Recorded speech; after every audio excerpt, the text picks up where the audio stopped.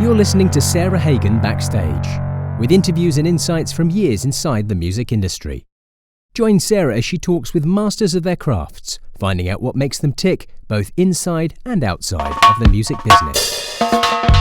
Welcome to Sarah Hagan Backstage. My guest today, Chris Fryar, is best known as the drummer for Zac Brown Band, but he has played with countless other superstar musicians, and he is a teacher.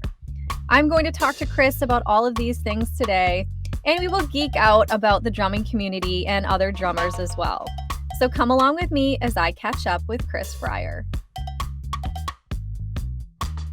Chris, welcome to the podcast. Hello, thank you for having me.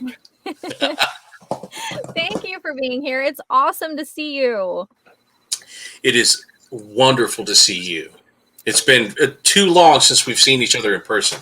It has been way, way, way too long. And I know you came through Boston, and I missed you because I was still kind of in my bubble. It's all right. Right. But I did miss you because you always play Fenway Park, and it's just like the greatest time. Yeah. We actually, it enlarged our record of consecutive sold out shows. The last time we were there, I think that's became number 12. Oh my So 12 goodness. consecutive sold out shows. That's incredible. That show in the summertime at Fenway Park is always one of my favorites of the year because it's just like the atmosphere is great and it's just like a fun show. You guys put on a great show. And well, thank you. The fans in Boston are amazing. Right? They are. I agree. I'm a little biased, but It's like a really cool thing to be able to play it at Fenway. I'm a baseball fan. When I was a kid, I wanted to play baseball. I had just started getting good at it, and I break my leg and spent an entire summer. Yeah, I spent an entire summer laid up on the couch. And the only thing I could do was practice on a pillow. And so things sort of changed. They say that, God has a plan for you and he lets you know what it is. And he sure let me know what it was. Was. And so I finally got to start playing at all these, I finally got to play at Fenway, just not as a ball player, as a drummer. And it's such a special place. It's, if you've never taken a tour of the park, you should. Yes. They have this. I have done it a couple of times, but for anyone who visits Boston, and I'll let you talk about it, but it is an amazing tour. But go ahead. It really is. My favorite part of the whole tour is the collection of World Series balls. I think they probably keep an armed guard watching over them night and day. But these enormous glass cases that have all these baseballs, and they've been signed by the World Series teams, the winning champions. And it's so mesmerizing to me and awe-striking to see, you hear about all these heroes, Babe Ruth and Lou Gehrig, and, there their signatures are right there. They're the murderer's row. You hear everybody talk about it, and there they are. That's all their signatures are right there together. Yeah, and, it's pretty incredible. The history is amazing. There's even a blank ball. I forget which year it was that there was no World Series, that all the ball players were on strike. And there's a blank baseball for the year that there was no World Series champion. It's pretty neat that they thought that instead of having an empty space, they just put a blank ball there. Yeah, I like that. It marks, I did too. Marks time in in history. I still remember the first time that I went to Fenway and walked out from the back, through into the seating area and saw the park, and I was like, oh, this is magic. It's so. Yeah. It's a magical place. There's something about it. And then, like you said, the tour is super fun, all the history. And then sometimes, I'm not sure if they stop doing it and then they do it again or they do it only sometimes, but sometimes you get to go behind the Green Monster. I have been. Do that? Yes. Yes, that's so cool. It's so hot in there. Oh my Lord. I don't know how anybody does the job of keeping score back there in that cave. Right. Oh my gosh, it gets so hot. Yes, and they would keep like coolers of ice, right? Yeah. To like keep drinking and keep themselves cool. And I remember a fun story for anyone who is a baseball fan or would watch the Sox when Manny Ramirez was playing. And he would always go into the Green Monster, like anytime there was a break, there's a door, and he would go in there. And you'd be like, what is Manny doing back there? And there was this whole rumor that there was a bathroom in there, which there's not. But on the Fenway Park tour, they say that he would go back there and he would take like fruit cups from the coolers that the guys had back there. That's what he would do. Yeah. He was back there like eating fruit cups. So wow. I never wondered what Manny was doing in the Green Monster. He was eating fruit cups. He was knitting. He was working on his knitting. That too. He was knitting a sock, a red sock. But anyway, I did miss seeing you in person this year, and of course, I can't wait for the next time we can get together. But speaking of the past almost 2 years now, which is really crazy to say, how have you been? How has everything been for you through this time? You know, it was 2020, so it was early 2020.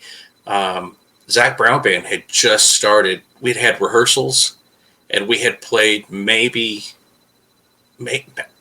I know we did 2 weekends worth of shows. Mm-hmm. And that was kind of the beginning of the year, like late February. And then everything just like went nuts. We had, it's a lot went on in my world. So we had all the tours got canceled and all the shows went away. And of course that has all kinds of, personal financial ramifications. Right. That you have to be prepared to deal with. And luckily I was crazy enough to, save a lot of money and was okay with not having to work. Mm-hmm. I'm very glad to be working again because now I can start saving money again. But, there were a lot of musicians and crew members that just did, and all across the land that really took a hit when the entire industry shut down. Mm-hmm. I mean, and the ripple effect is incredible. And if you're in the industry and you saw what it was doing, you have an appreciation for what happened. But if you're not familiar with how vast the music industry can be, then you certainly don't have an appreciation for it. I mean, there's our techs, our road crew that, they set up and tear down all the gear every night. Yes. The drivers that drive the buses and the trucks. And then you've got the local crews at every place that you go and play. So there's, every time you put on a show, there's anywhere from 60 to 100 local crew members that, they're getting work when a rock and roll tour comes through town. Right. And you've got all the promoters and you've got all the people who are doing the marketing at the venue. And it just, the ripple effect just keeps going.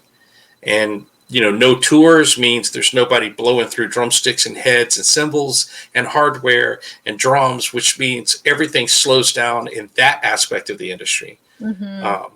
It just went everywhere. For me personally, I never realized how much I needed a vacation. I had been basically a road dog for, I don't know, almost 30 years. I hate to say it, but it's true. Mm-hmm. And I had never really taken any significant time off. And so it was nice to get a vacation of sorts, albeit it was forced. Right. So there was that, my wife and I, we had some deaths in the family that I was able to be here for, to help deal with that. And, one of my daughters got married. I'm about to see my other daughter get married. It's, it's a big lot of things are going on, But this year, for the second half of this year, 2021, we were able to actually get out on the road and play some shows. So we played, basically about a half a year worth of tour dates that we would normally be doing. Sure.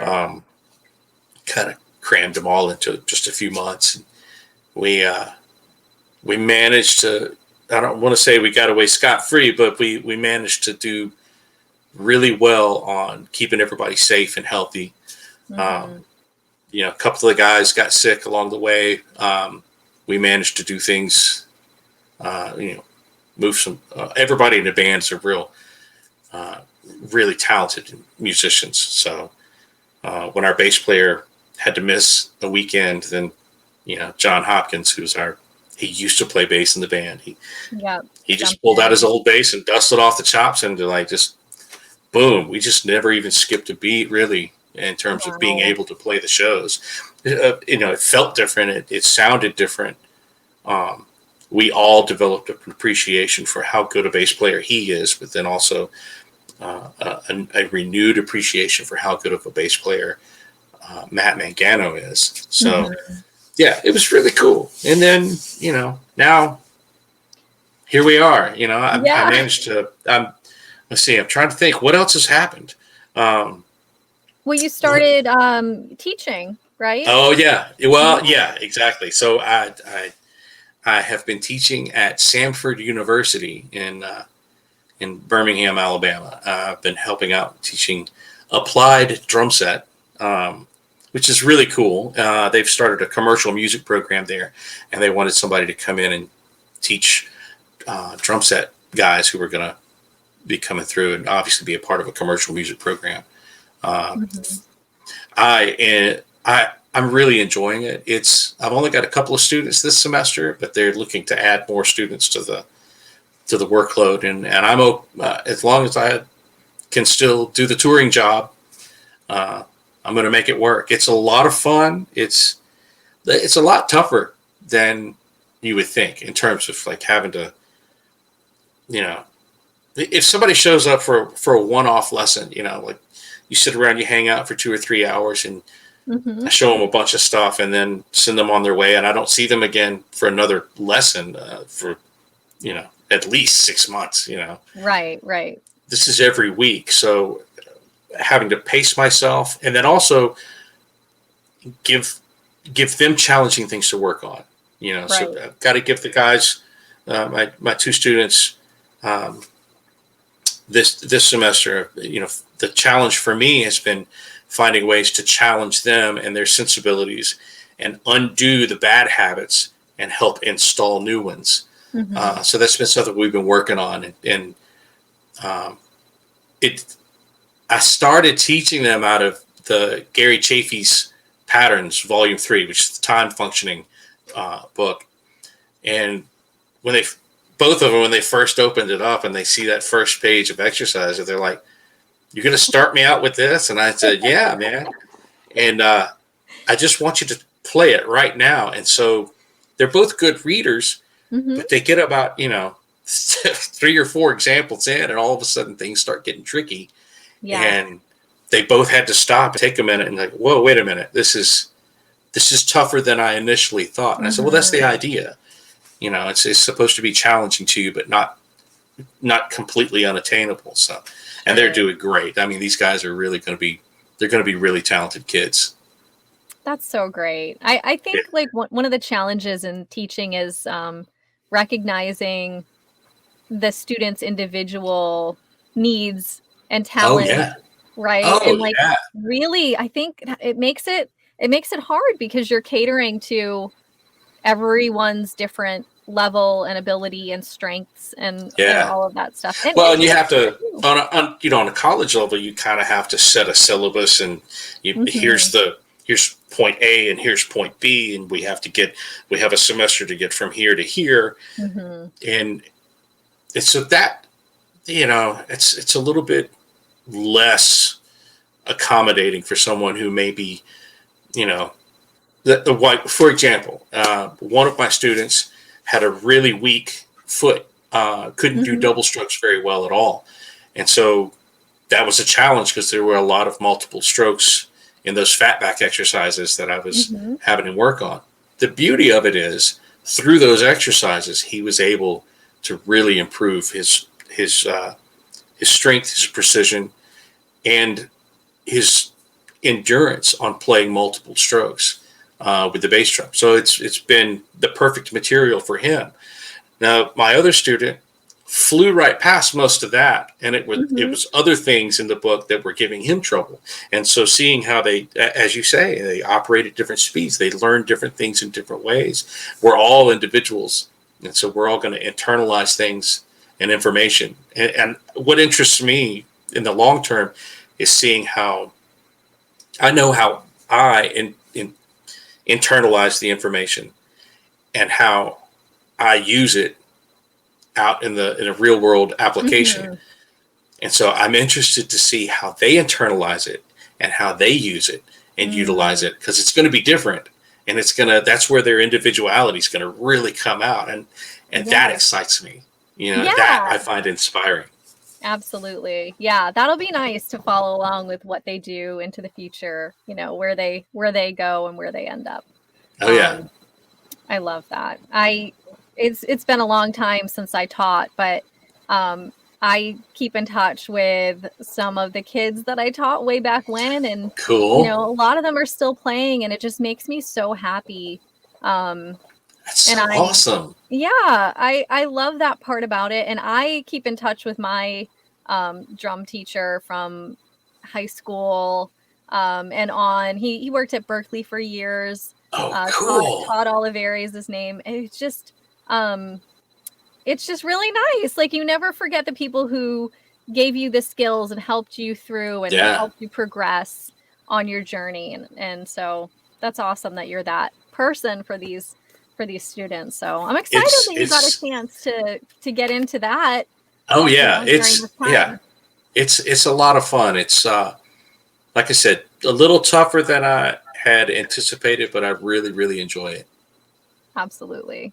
That's so great. And I know we've talked about this before, but not on this podcast, so we'll revisit it a little bit. But your start in drumming, you started pretty young, right? I mean, even though you were playing baseball.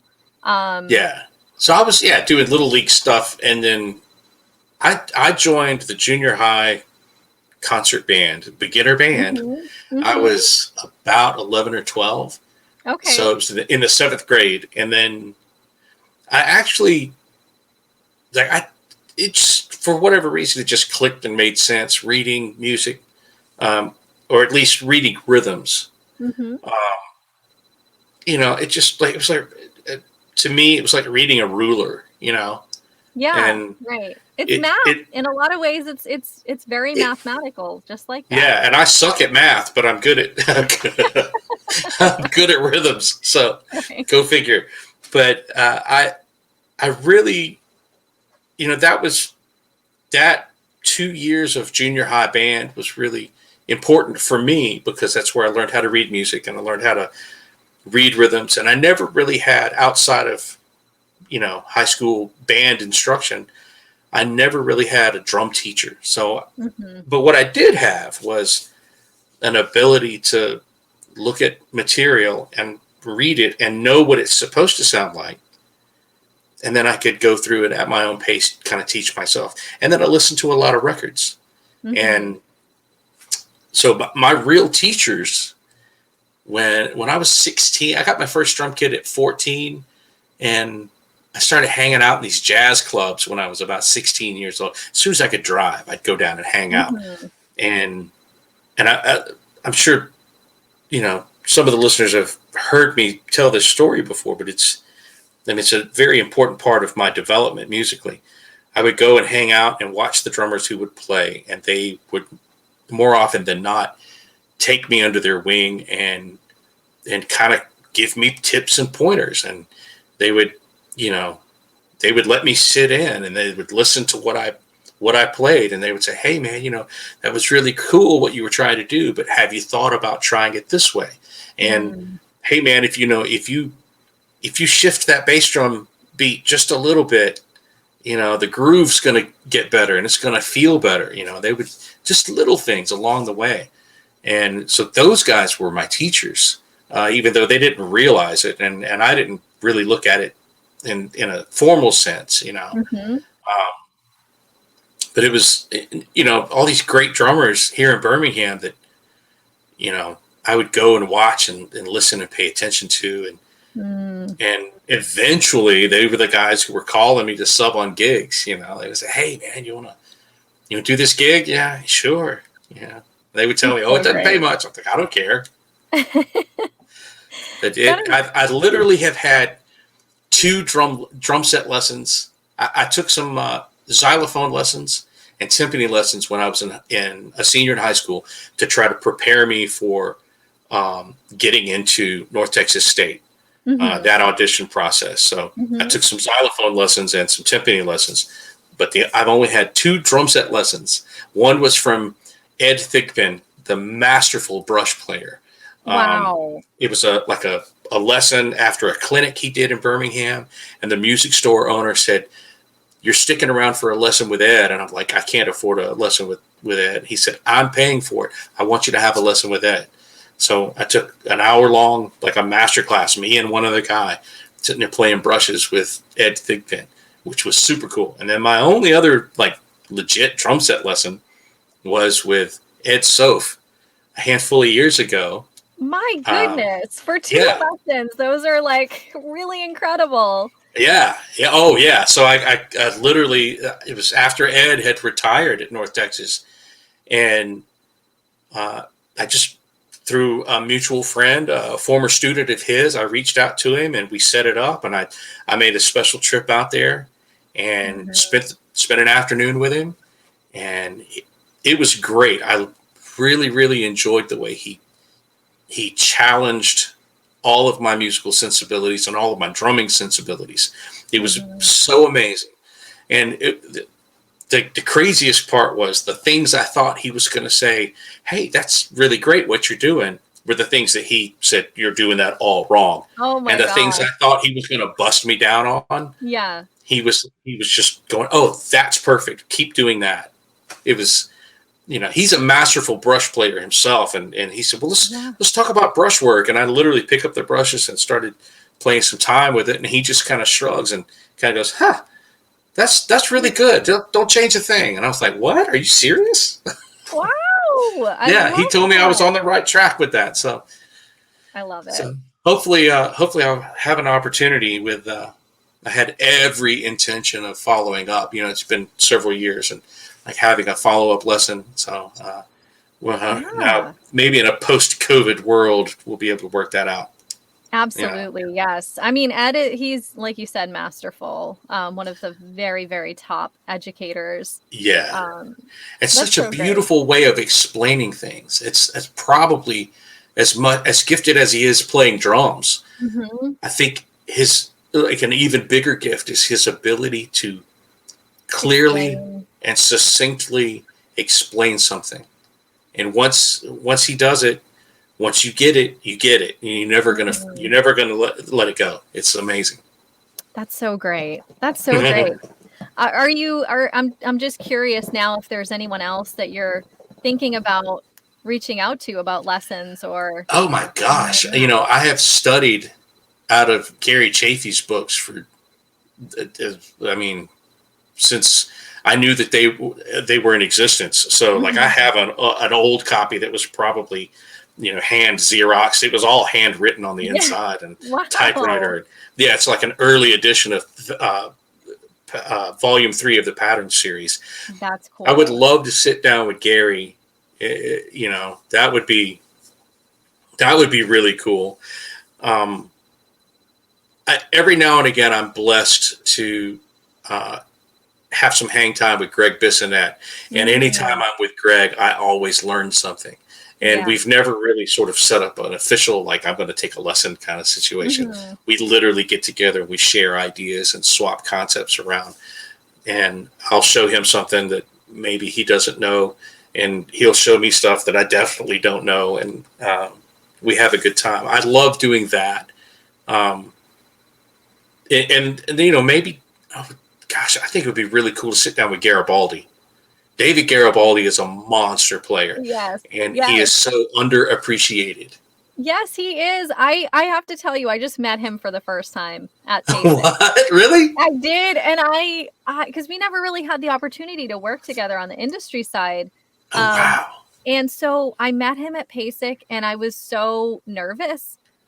But like, I kind of turned around and he was there, and he introduced himself like I like like you're not gonna know who he is. Right.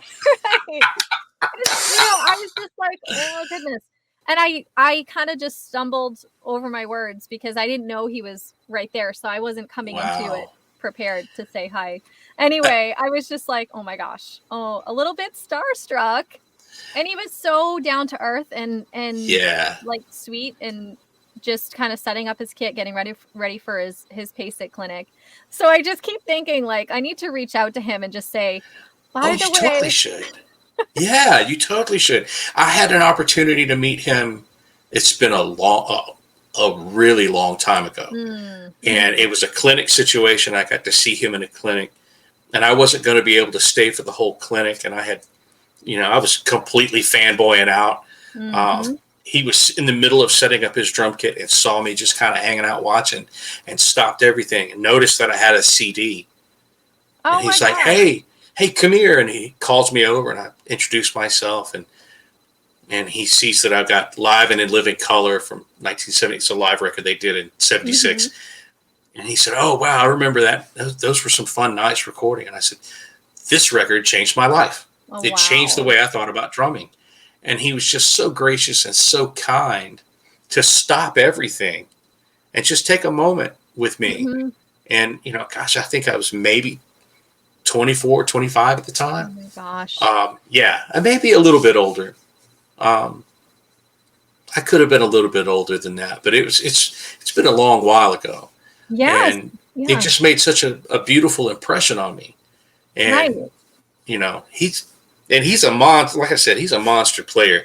People think that all he does is like the Tower of Power stuff, and that's just the tip of the iceberg. All of that crazy drumming that he does in that band, all those amazing drum beats that he created, is the tip of the iceberg of what he can do. Yes. I mean, he is all of his ability to take. He could take an intricate drum groove that he will create, and it'll be like the most badass thing ever. And then he can take it, and his mind is wired in such a way that he has the ability to literally start at any point in that beat and make that point beat one. So he could do all of the mathematical permutations of that beat and of that groove. And when you see him demonstrate this, it's off the charts mind-blowing, because you don't question where the one is. You hear the groove, and you hear how he changes where the beat one is, but you never lose the sense of where beat one is. You're just listening to the fact that the groove is shifted over by 1/16th note. He's just, I cannot sing his praises enough. He's an incredibly sweet human being, and an unbelievably talented and underrated drummer, and has been for a long time. I agree. Absolutely. And I think like so many drummers name him as like a serious influence for them. And, I'll have to, I am going to reach out and just you should say it was so nice to meet you. And another influence of mine that had a knack for doing things unconventionally was Stuart Copeland. Oh, The very first record I tried to play along to was Ghost in the Machine. And I had no idea at a young age of 14 that there was such a thing as an Echoplex tape delay. Yeah. And that people like Stuart Copeland could use it on, you could use it on drums. Like, I had no idea.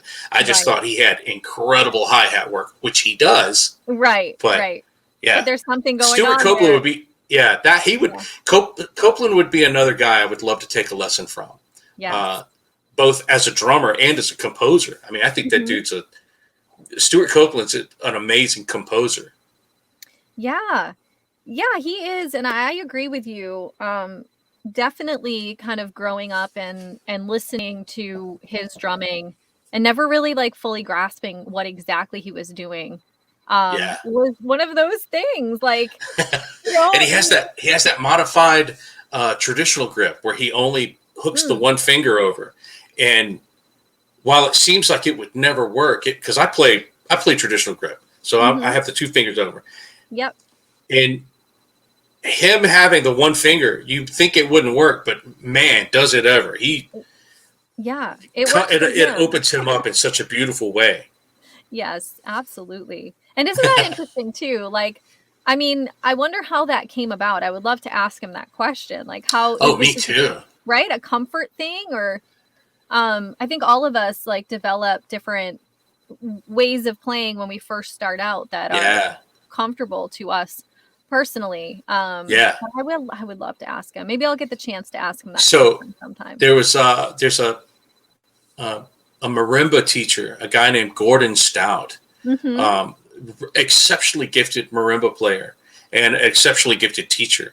And I remember seeing him in a clinic once, and someone asked him about his technique, and they had commented that it just seemed like his technique was rather sloppy. And his retort to this was, he said, well, it doesn't matter what it looks like as long as you're getting the prescribed sound.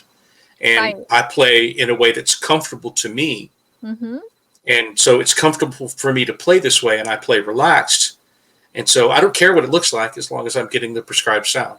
And I thought, man, that is so beautiful. And that was, I keep seeing examples of that as I continue on in life, Same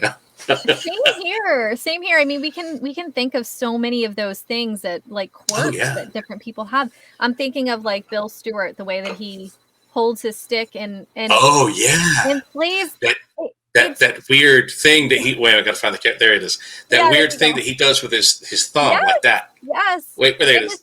To see him do that, it's fascinating. And then the other part of it is it has so much to do with his sound.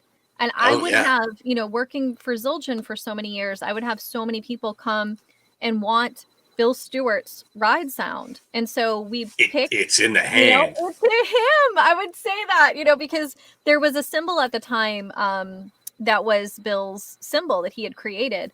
And the thought was, well, if I get Bill's cymbal, then I'll sound like Bill. But it had so much to do with his technique. Yeah. I've got one that I can... Sometimes if I'm really paying attention, I can get close to his sound on this one cymbal, but it's a far, I say close, it's close for me. It's a far cry from sounding like Bill Stewart. Oh my gosh. But I'm sure it sounds beautiful. That whole French grip thing that he's got going on is amazing.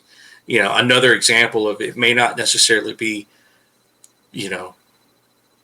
correct technique. I think it is correct technique. He's using all these different beautiful techniques, and you watch his body and how he moves, and I think that colors his playing as much as anything. Yes. It's amazing. The weird little things. It's so funny we're talking about technique, and I'm thinking about like Gad, how he will hold. Sometimes he'll hold the very back of the bead of the drumstick will be parked right there, and there's something about the way he flops that stick around, and that's how he's getting the Gad thing. You know what I mean? That's another one. I thought, gosh, man, I'd love to hang out with Gad. I know. And or Vinny. I mean, for Vinny, for crying out loud, I'd love to hang out with him. He and I have so many mutual friends, and yet somehow we've never met. We have exchanged email a couple of times, but we've never officially met in person. And I would love to. Shoot, I'd drink a gallon of his bathwater if I thought it'd make me play better. The dude's amazing. Vinny, yes, I do. I think that Vinny in particular, like he's just his mind, he's such a genius, you know. He just again, I've said this before, but like the creative genius that makes up these superstars that are influencers, you know, influences. I feel like they access more or different parts of their brain, or it's. Oh, I would agree with that. Right? Yeah, Right? Well, and also, you know, guys like Vinny and Steve Smith, and there's Terry Boats. You know, there's a huge, long list of people who have this otherworldly ability to play, and it's a perfect example of what happens when you have someone that puts in all of the time and all of the work to become good at their craft. But then on top of that, and equally as much as the hard work that they put in, they've got this beautiful creative mind that is able to take that information and just utilize it in a beautiful way and present it in a very moving musical way. Right. There's so many just absolutely beautiful players in the world. And the list just keeps on growing. I mean, it just seems like, you know, every time I pick up a, you know, Drumhead magazine, I'm reading about somebody else who's just like carving a new path, and you know, you got to learn. Oh wow, okay, they're doing something cool. I got to try to learn that. You know, right. I know. And then there's this group of young players who's coming up who just are like unbelievably talented at such a young age, and blow me away too. You know, I feel like it's from both sides. It's amazing. It's so inspiring, and it makes me want to practice, which is great. It keeps me wanting to practice, because practice can be boring. An old friend of mine once told me, I asked for the best advice he could give a young up and coming drummer, and I think I was maybe 17 at the time, and he looks me in the eye and he very sternly says, "Never practice when you play, and never play when you practice." I love that. Yeah, it's a beautiful, and he apparently attributed the phrase and the statement to Alan Dawson. So he had taken a lesson with Alan Dawson at one point in time, and he said that was Alan's parting remark. Oh. Yeah. So. And that makes a ton of sense. It really does. I mean, you know, it's the worst place to start trying out that new the new lick or the new concept that you've been working on. The worst place to try to pull it out is on the gig. You know, it's just the absolute worst thing to do. I've years and years of doing that, sometimes inadvertently, you know, you just find yourself in the moment, go, oh, that sounds cool. You do it. It's not cool. And then you have to figure out how to, you know, explain it to everybody. Hey, sorry, you know, I don't know what happened there. Yeah. That's really good advice. That's great. And I agree with you. And all of those players are just so fantastic. And I always say this, but Steve Gadd, he has something that's so uniquely him.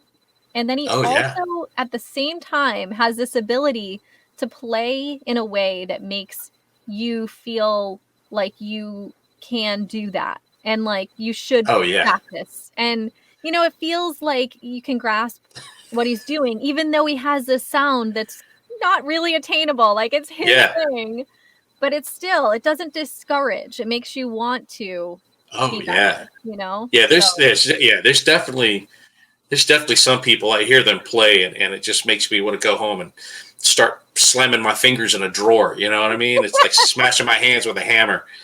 But, you know, Gadd, you know, when I hear Weckl play, that's what I think about, like slamming my hands with a hammer. You know what I mean? It's like, why do I even bother?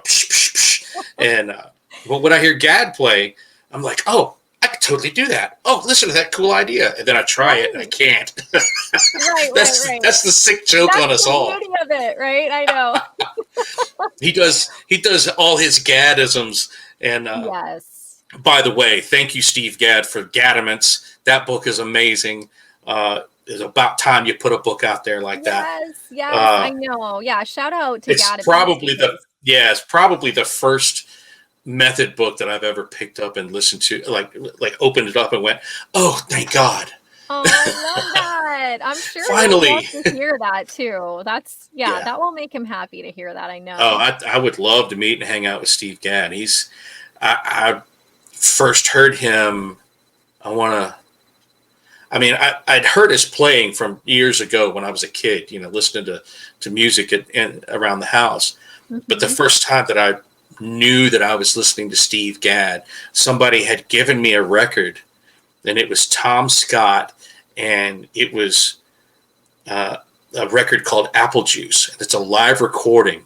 And I can't remember where it was in New York that they recorded it, maybe like the Bitter End or, like one of those like famous places. And, mm-hmm.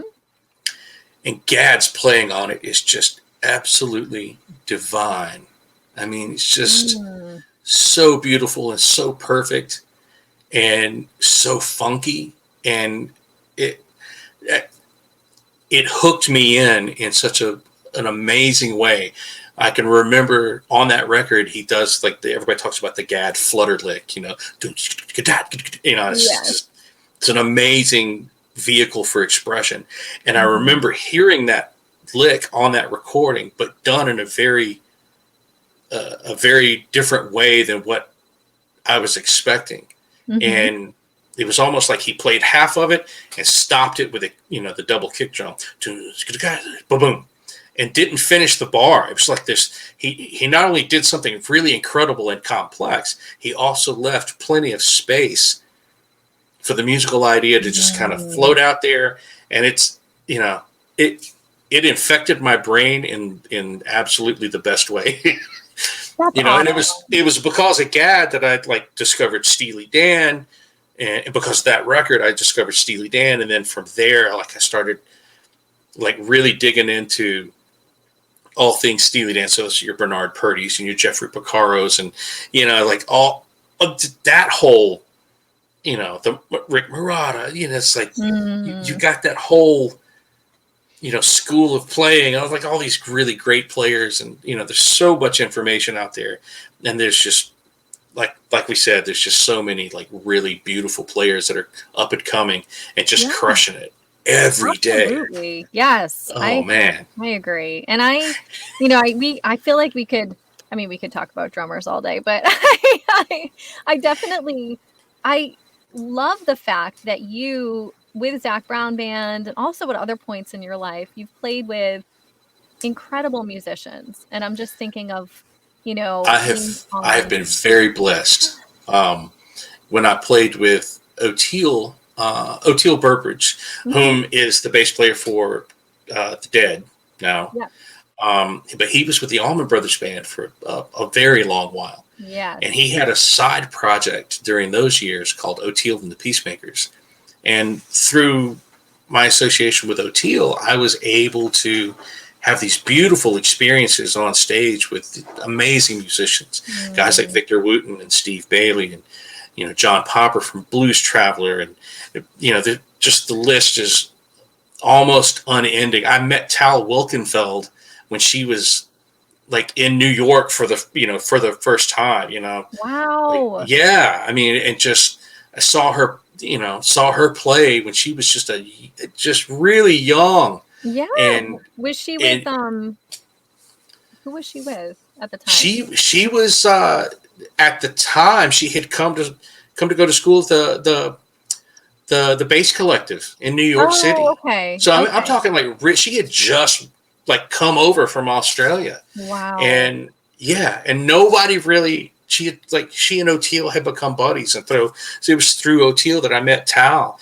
And I'm sure she doesn't remember it, but I've always been a fan after hearing her play. And she actually jammed with us a few times. And that's just cool.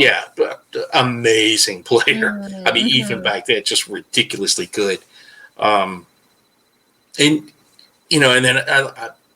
oddly enough, like the whole, playing with Oteil, like obviously at the time he was with the Allman Brothers Band, so I got to run in that circle a little bit and meet Butch Trucks and J-Mo, and then play on stage with them. I had beautiful opportunities to sit in with the Allman Brothers Band, and that's so great. And that actually just reminds me of your story about playing with Ringo too, because you were you got to play up on stage, right? I did. I mean, it's because of O'Teal, I met Greg Bissonette, and he and I became fast friends, and just had always staying in touch with Greg. And then, he's playing with Ringo's band, and it was, I forget when it was. It's been several years back. Ringo was playing in Birmingham, and Holly and I had purchased tickets to go to see him play. And I had called Richard Page, who was in the band at the time, and Greg, and said, "Hey, we've got tickets. We don't want tickets, but if it's possible, we'd love to stop by backstage, and say hello." Say hi. Yeah. And just say hi. So it was one of those, Richard met us outside and walked us back. And then, he's walking us through and saying hello to Steve Lukather and Todd Rundgren and Greg Rowley. And he takes us to where Greg's hanging out, and Greg comes over and says hello. We catch up for a minute or two. And then he goes, "Oh, have you ever met Ringo?" And, here he comes walking across the room. And it was so cute and beautiful. He puts his hand on my shoulder and says, "Pardon me, mate," and makes a beeline for my wife and gives her a big hug and a kiss on the cheek. And he says, "It's a pleasure to meet you." And then he turned around and he looks at me and he goes, "Sorry, mate. You know how it is." I was like, I would have kissed her first too. I'm not offended. And we had an opportunity to just sit and hang out and chat for a minute. And 15 minutes later, he says, "Hey, I got to go do this thing, but you want to sit in later?" And I was like, "Sure." He's like, "Well, did you bring your own drumsticks?" I was like, "No." He said, "We have plenty of drumsticks." And so, I got up and I knew the version of, with a little help from my friends that they do. Mm-hmm. And they segue into "Give Peace a Chance." It's like a medley almost. Compilation. And it's the very last thing they play. And it was such a surreal experience, getting to meet Ringo and hang out with him, and then to I'm sitting behind his drum kit. And I remember in that moment of, I look to my left and I see Greg behind his drum kit, and he's grinning.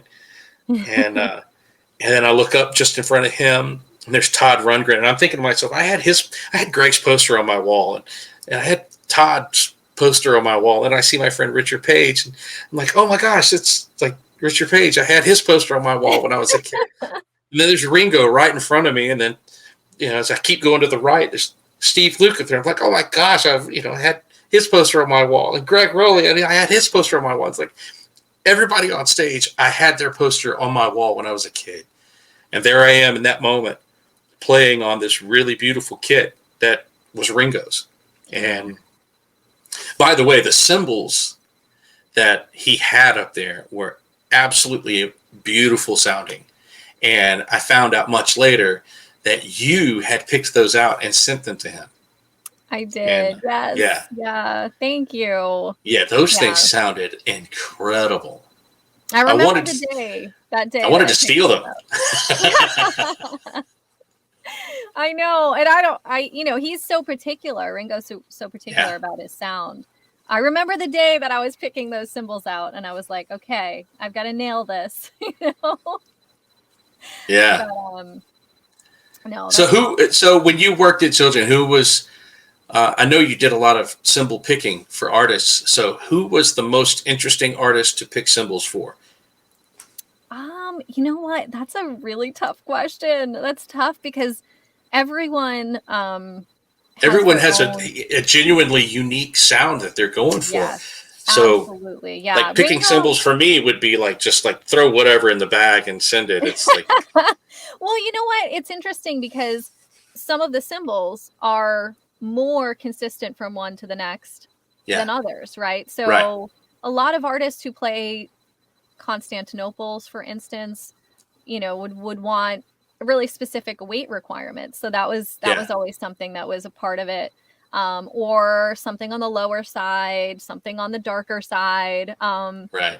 Max Weinberg, I remember, he loves A Zildjian cymbals, but on the darker side of A. So, you would sort through the racks and hit every one of them and find like the darkest sounding A. And A's are traditionally bright cymbals. So, so that was always fun. But yeah, that I remember that day of picking those cymbals for Ringo, because he didn't, break cymbals or need a lot. Yeah. So when that request came in from his drum tech, Jeff, I was just like, oh, this is super cool. Just to have that opportunity to select his cymbals. And I only briefly met him once in Boston, just to kind of say hello on one of those tours that he was doing where Greg was on there. But what a sweet, he's such a joyful person too. That whole peace and love thing is not an act. That's genuinely who he is. And you don't realize it until you're standing in front of him and you see it and you're like, oh wow, this guy truly loves everyone. Yes. I mean, it's more than just something he says. It's the way he lives. It's beautiful and inspiring. So I gotta ask, because I'm curious this way. What was it like to pick cymbals up for Gad? Was that a tough assignment, or was that something that was relatively easy? Yes. Well, and you know what? Steve is he is one of those drummers who he likes what he has. And if you have seen some of the pictures of him playing, like mostly broken in the cymbals, past, but broken cymbals, and there was actually a cymbal with like a very particular chunk taken out that you can see. Paul Simon actually was playing Steve Gadd's kit, and there's a picture of Paul with that chunk missing from the cymbal. But Steve played that for a long time, and I remember Gavin Harrison coming to visit Zildjian, and he said, "Oh yeah, I really want a cymbal that sounds just like that Steve Gadd cymbal with the cut out of it." And I said, "We have that cymbal."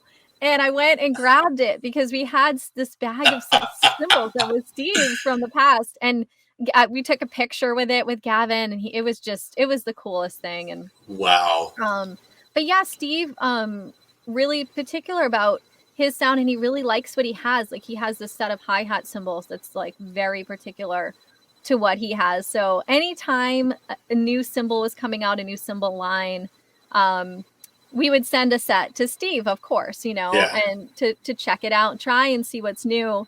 And it's so funny because I would call, like a month later, and Steve would be like, "Yeah, I haven't checked those out yet. Like, I like my cymbals." Hey, I know the feeling. I mean, I've got right. Yeah, you like. I'm a cymbal-holic, and I've got tons of cymbals, and I always end up grabbing the same 3 or 4. Absolutely. Depending on the musical situation. So for me, like, I have a set of cymbals, and they're all old, and I've had them forever. I've had one of them. One of them is an early American K. Oh, wow. It's like it's beautiful. But I will grab those. Those are my bebop cymbals if I'm playing like a small combo group thing, and then I have a whole other set that I play with Zac Brown Band, and out on the road, and occasionally somebody will contact me and want me to do a session, and they will specifically say, "I want you to use the cymbals that you use with Zac Brown Band." I'm like, "Okay, great, I got that." Yeah. And then I have a whole other set that I really prefer recording with, which is it is what it is. But I have a ton of cymbals, and I love them. I think they're very interesting instruments. I agree. Yeah. I mean, it's a really, really important part of a drummer's sound. You can really make a sound for yourself off of the cymbals that you play, and we can think of so many drummers that have done exactly that. And and then also cymbal sounds in music, especially when things were recorded, before everything was compressed and digital. A lot of things are digital or electronic, but like back in the day, you hear some of that music, and like the cymbal sound is essential to the sound of that music. Like Elvin Jones or Tony Williams, like going all the way back to that. And then like you get into the 70s and early 80s where you had like all those ECM recordings, and you had guys like Jack DeJohnette and Bob Moses and Peter Erskine, you know, and those cymbal sounds were such an integral part of the overall sound of the songs and the material that they were doing, exactly as you said. Especially if you're listening to the, Jack DeJohnette playing with Jarrett, like those, all those standards that they did, and the way Jack plays and the way he was playing the cymbals, it's just, I mean, gosh, we can talk all day about that, just go back and forth and pull out any great recording. And it's just like, oh yeah. Yeah. It's definitely like it's a key part. Yeah. I think it was Elvin Jones said once that every cymbal is a crash and every cymbal is a ride. I think it was Elvin Jones. Yeah. Yeah.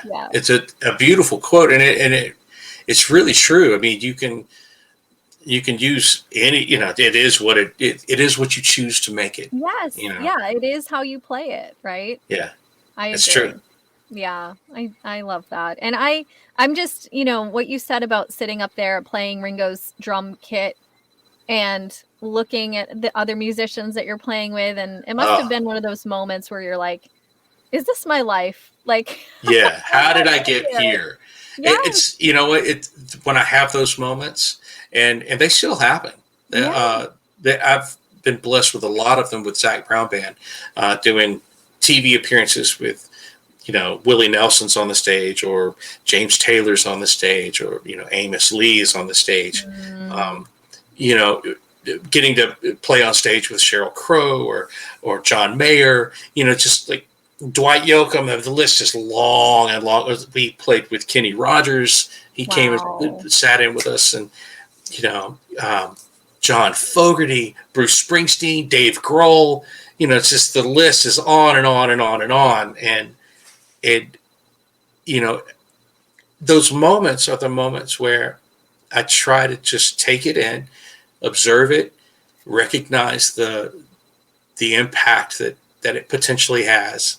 And then inside, I don't know how good I am at showing it on the outside, but on the inside, I always take a moment to be grateful and to have a moment of humility within that moment. Because those memories are things that, no one can take that away. You know what I mean? It's granted, I'm not going to be writing any kind of crazy book, well, you never know. At the end of a career, you know what I mean? Like, if I do, I'll just be telling stories about how fun it was for me to meet these people. How crazy it is to just observe, all these rock stars and like they're, when you go see Ringo's band, those are rock stars. You know what I mean? Yes. It's the interesting thing to me about Ringo's all-star band is every single one of those guys in that band had a moment as a child where they were watching the Beatles on the Ed Sullivan Show. And that was the impetus and the inspiration for them to become rock and roll musicians and just become good musicians. Yeah. And so I'm too young to have had that moment of watching the Beatles on the Ed Sullivan Show. But those guys who play in his band, and guys like Gadd and Porcaro and Vinny and Steve Smith and Terry Bozzio, those were my Ringos. You know what I mean? Yeah. Those were my guys. That was my Beatles moment. Seeing, MTV. Like, I remember I was 10 years old when MTV first hit the airwaves, and they actually played music back then. Yes, music videos. Yes. Yeah, but that was seeing that that was that was kind of my Beatles moment, was seeing those performances on TV, you know, or on the Johnny Carson show, you know, like as a kid, but staying up too late, you know, past my bedtime. Yeah. Really crazy. MTV was that was it. That's how when I was a kid, that's how I saw drummers, and, you know, seeing like Sheila E. and amazing. You know, oh my gosh, yes. Yeah. And for me, that was a huge moment, because actually, like, seeing a woman do that, and previous to seeing Sheila out there, and actually, like, as a front woman as well, it was, I had influences that they were all male, and so that was huge for me to be like, oh yeah, I'm sure, you know, and I can, if I want to, I can dress nicely and put makeup on, and, you know, not have to be one of the guys all the time. So yeah, that was great. But I mean, Sheila was probably the first person where someone says, you play like a girl, and that was a cool thing. You know what I mean? Right. Like, she was the first person to flip that script, you know? Right. And everybody wanted to play like Sheila. Yeah. And, you know, I remember distinctly, like, hearing that on the radio and seeing her on MTV, and like, she was playing, not only was she doing her thing with the timbales and singing and being a front, being a front person and leading the band, but then she was also like playing drums for Prince and crushing it. I mean, not by a little bit. I mean, crushing it. She's an amazing player. And always has been. Just so inspiring. And I think she kicked open the door, kicked it down for a lot of women to come forth and really, you know, I don't want to say that it's you know, it was a man's game of, you know, playing drums, but it was dominated, you know, the dominant sort of look of what you saw. There's a lot of men. Yeah. And Sheila comes in and just kicks that door down and like does away with all of it. It's like, you know, let's do this. She kicked it down in her high heels too, you know? Yes, she did. She did it her way. I love Sheila, and I love what she did too. You know, and I was the kind of kid who was going to play drums regardless. Like, it never really mattered to me that it wasn't like ladylike or it wasn't common or whatever at the time. Yeah, but there had always been, you know, as long as there's been rock and roll, there's been girl bands that were all women. You know, there were all women big bands back in the 30s and 40s. Absolutely, yes. And you know, it's amazing to see. Sometimes you know, you don't even know. You look back and you're like, oh my gosh, wait a minute, that person, you know, that was a woman back there playing drums. And it was just like, really wasn't I mean, very, very few and far between. And I think we've come so far, so far. And I'm so grateful for that. And actually in the industry part of it too, there are so many like women executives in the record industry side of things. And, you know, and then I go to percussion trade shows, and I'm not one of 4 women working in the industry. It used to be like that, you know? Oh man, yeah. So it's really fantastic to see how things have changed, you know, just in the past 20 years even. So, and I see all these young girls coming up, young girls playing, getting into it, you know, doing Hit Like a Girl, posting videos, and it makes me super happy. But it's good. I mean, you know, the beautiful thing is, like, I can remember years ago, I'm going to say this first, you know, like years ago, I can remember people saying, oh man, she plays good for a girl. Yes. You know, like they had to qualify that. And I never really agreed with it, you know, because it's like, no, they play good, you know, they play good or they don't play good. Like, but, you know, I've always sort of approached it that, you know, what I think is not necessarily normal. And so it never, that never really sort of sat well with me. And then as life continues on, you know, you find these inspiring people like Sheila E. Mm-hmm. And you would, like, I can remember, you know, like, granted, I was in high school, and I remember having someone else in high school go, "Oh man, she plays really good for a girl." I'm like, no, she plays really good. Yeah, she can outplay tons of people. It has nothing to do with gender. Right. And so, and I think, you know, over the last 20 years, especially, but definitely, in the last the last decade or so, we've reached this point where it doesn't matter. You say, "Oh, they're a good player," and that's it. And that's the qualifiers. Like, are you a good player? Do you play well? Yeah. And I think that's a really awesome place for us all to be in. You Absolutely. Know, drumming 100%. is such a huge community anyway. You know, and it's like this.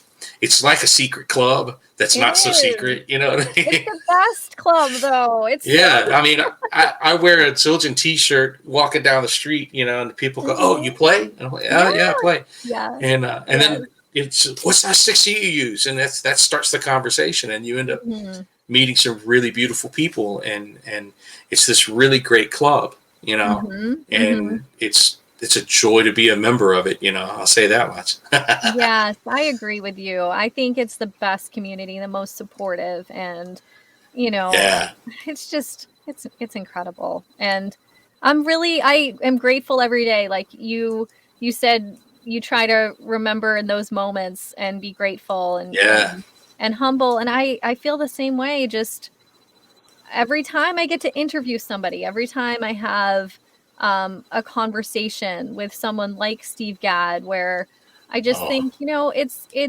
I'm so grateful for these friendships and these connections, and just the beautiful people that are in my life. Never so much as the past year and a half, when you know, and it's been, for all of us, such a challenge. You mentioned earlier the industry just being in a free fall.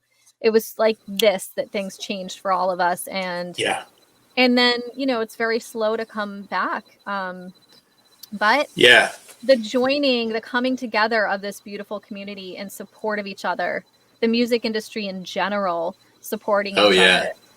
It's been beautiful to see. And also, I think this time period has made people in general understand how important music is.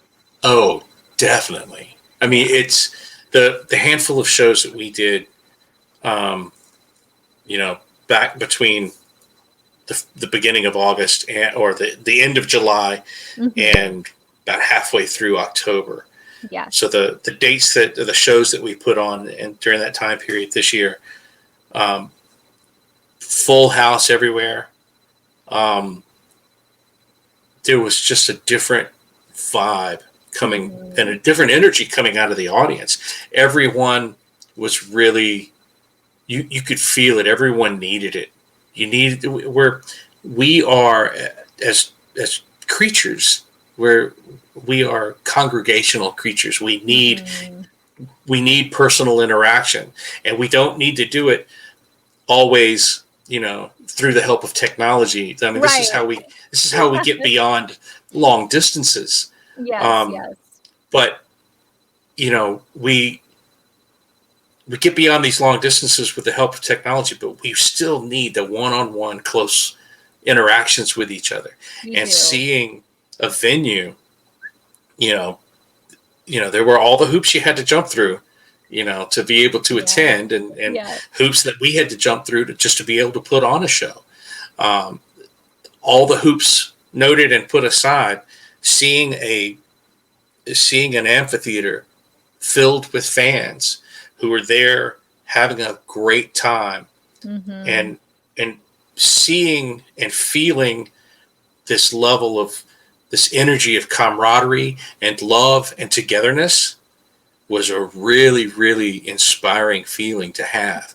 And every single moment on stage, for me, every single moment on stage this year was absolutely humbling, and I was so grateful, and felt so deeply blessed.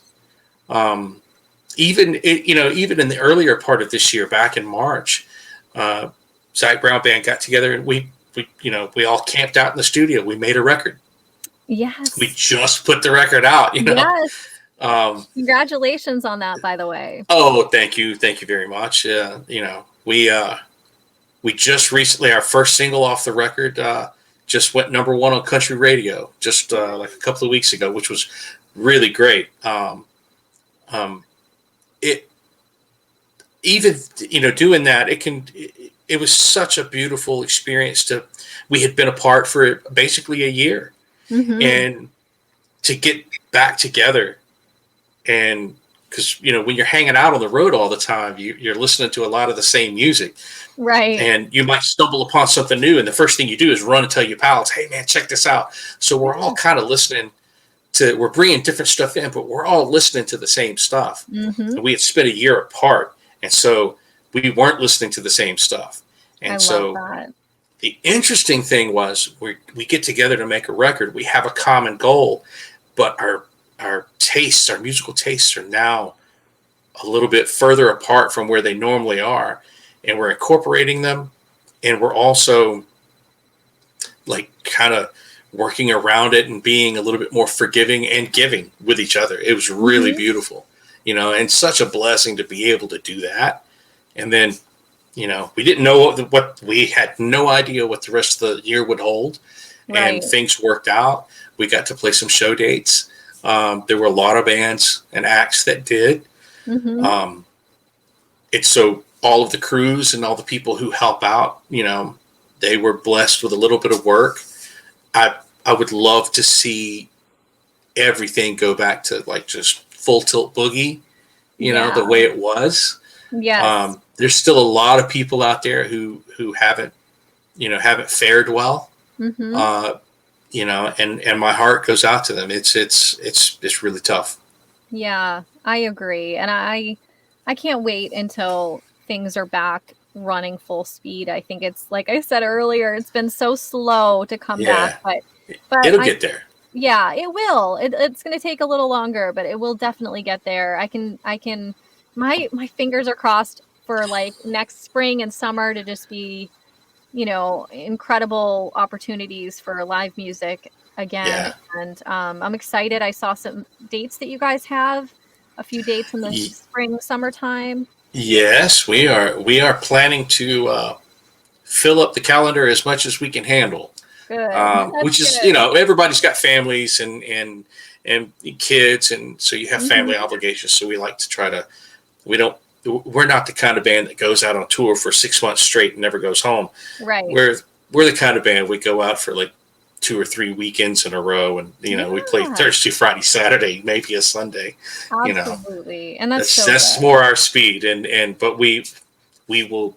Our plan is to do a lot of dates. They haven't announced anything officially yet, except for a handful of I think they're festival dates. Yep. But our plan, barring any unforeseen circumstances, is to get out and do tour dates, like headlining dates. That and it's. Yes.